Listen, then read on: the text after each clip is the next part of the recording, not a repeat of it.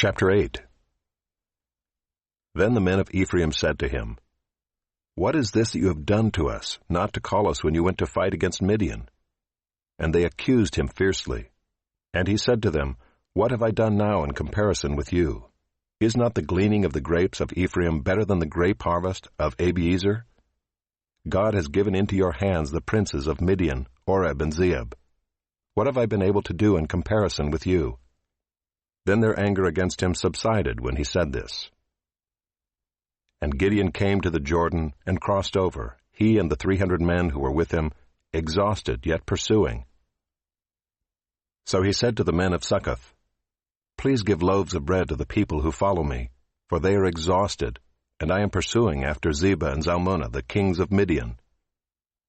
And the officials of Succoth said, "Are the hands of Zebah and Zalmunna already in your hand, that we should give bread to your army?" So Gideon said, "Well then, when the Lord has given Zebah and Zalmunna into my hand, I will flail your flesh with the thorns of the wilderness and with briars." And from there he went up to Penuel, and spoke to them in the same way. And the men of Penuel answered him as the men of Succoth had answered. And he said to the men of Penuel, "When I come again in peace, I will break down this tower."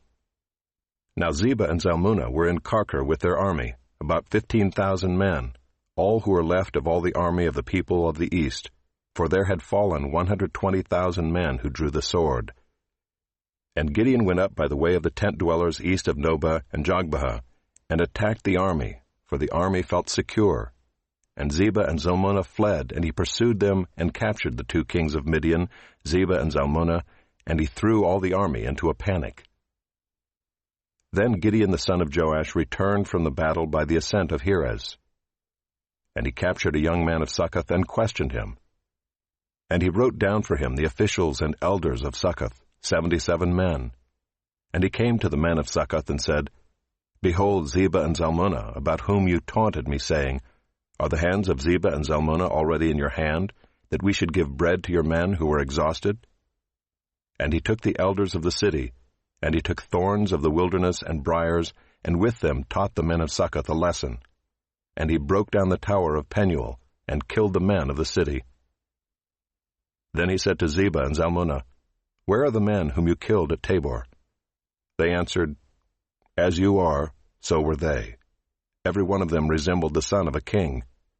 And he said, 'They were my brothers, the sons of my mother. As the Lord lives, if you had saved them alive, I would not kill you.' So he said to Jether his firstborn, 'Rise and kill them.' But the young man did not draw his sword, for he was afraid, because he was still a young man. Then Zebah and Zalmunna said, 'Rise yourself and fall upon us, for as the man is, so is his strength.' And Gideon arose and killed Zebah and Zalmunna, and he took the crescent ornaments that were on the necks of their camels. Then the men of Israel said to Gideon, 'Rule over us, you and your son and your grandson also, for you have saved us from the hand of Midian.' Gideon said to them, 'I will not rule over you, and my son will not rule over you. The Lord will rule over you.' And Gideon said to them, 'Let me make a request of you. Every one of you give me the earrings from his spoil.' For they had golden earrings because they were Ishmaelites. And they answered, 'We will willingly give them.' And they spread a cloak, and every man threw in it the earrings of his spoil. And the weight of the golden earrings that he requested was 1,700 shekels of gold, besides the crescent ornaments and the pendants and the purple garments worn by the kings of Midian, and besides the collars that were around the necks of their camels. And Gideon made an ephod of it, and put it in his city in Ophrah. And all Israel whored after it there, and it became a snare to Gideon and to his family. So Midian was subdued before the people of Israel, and they raised their heads no more. And the land had rest 40 years in the days of Gideon.